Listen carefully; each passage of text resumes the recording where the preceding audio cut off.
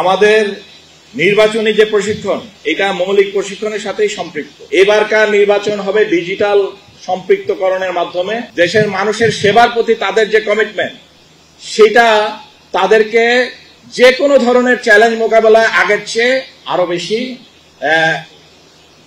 ভালো জোরালো ভূমিকায় আমরা দেখতে পাবো। আমাদের থানা এবং উপজেলা পর্যায়ে যে আনসার কোম্পানিগুলো আছে, ইউনিয়ন প্লাটুনগুলো আছে, সেই প্লাটুনের সদস্যদের যে মৌলিক প্রশিক্ষণ, যেই মৌলিক প্রশিক্ষণের মাধ্যমে তারা আমাদের আনসার বিডিপির সদস্য হিসেবে সার্টিফাইড হয়, সেই মৌলিক প্রশিক্ষণের আজকে সমাপনী অনুষ্ঠান।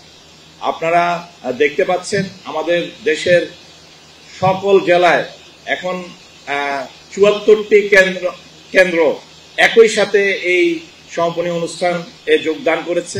তাদের জন্য সমাপনী কার্যক্রম হচ্ছে, তারাও আমাদের মতো এইভাবে ট্রেনিং কার্যক্রম শেষ করেছে।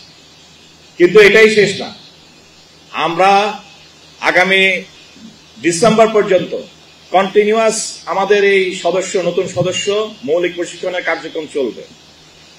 আমাদের নির্বাচনী যে প্রশিক্ষণ এটা মৌলিক প্রশিক্ষণের সাথেই সম্পৃক্ত, প্যাকেজের সাথেই সম্পৃক্ত, যার জন্য আমরা পরবর্তীতে তফসিল ঘোষণার পরে আমাদের যে নির্বাচন সংক্রান্ত প্রশিক্ষণ যেটা হবে সেটা হবে সতেজকরণ প্রশিক্ষণ। Will refresh them only because they have already this training during their basic training.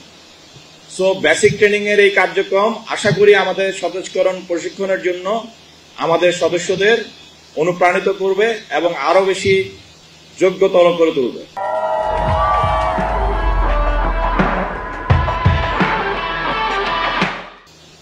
আমি শুধু এতটুকুই বলতে চাই যে এই বিশাল আয়োজনে নির্বাচন কমিশনের সাথে বাংলাদেশ আনসার এবং ভিডিপি খুবই ওতপ্রোতভাবে সম্পৃক্ত হয়ে কাজ করছে।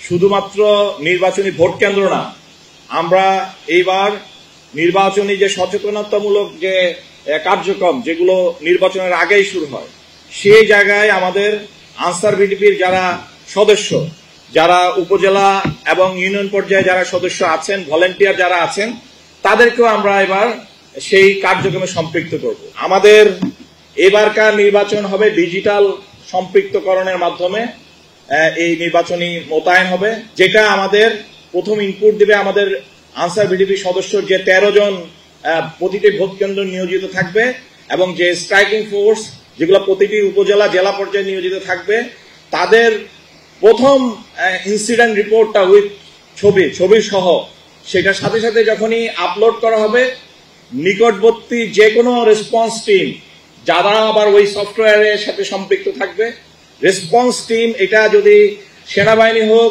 আনসার হোক, পুলিশ হোক, যে কোনো নিকটবর্তী রেসপন্স টিম ক্যান সি যে আনসার বিডিপি যারা সদস্য সাহায্য দরকার বা পরিস্থিতি মূল্যায়নের ভিত্তিতে যেটাতে ওই ভোট কেন্দ্র অগমেন্টেশন দরকার, তারা সাথে সাথেই সেই ভোট কেন্দ্রে গিয়ে হাজির হবে। আপনারা দেখতে পাচ্ছেন আজকের এই প্রশিক্ষণার্থী যারা আছে তাদের সবাই যুবক, তাদের এখানে সবাই হচ্ছে 18 থেকে 25 বছর বয়সের মধ্যে।